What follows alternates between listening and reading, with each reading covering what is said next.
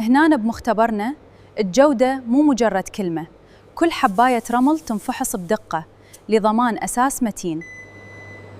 وهسه إجا دور الحصى المكسر، لازم نتأكد من تدرجه وحجمه بالمضبوط. ونعومة الإسمنت هي اللي تحدد قوة الربط، كلش ضروري نفحص ملمسه. وهسه راح نسوي اختبار الهبوط للكونكريت الطازج. لازم نرفعه بهدوء حتى نشوف القوام. وهسه راح نسوي اختبات، وهسه راح نجهز مكعبات الفحص لمقاومة الانضغاط.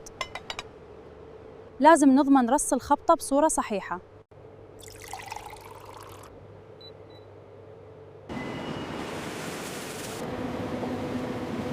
شتيتكم شباب، استمروا بالصب ولا توقفون، لازم نخلص هاي الوجبة قبل ما تغيب الشمس. وهاي هي النتيجة النهائية اللي وعدنا بيها، تنفيذ متقن وجودة عالية، لأننا نعتمد على أساس صب. سوا نبني مستقبل العراق.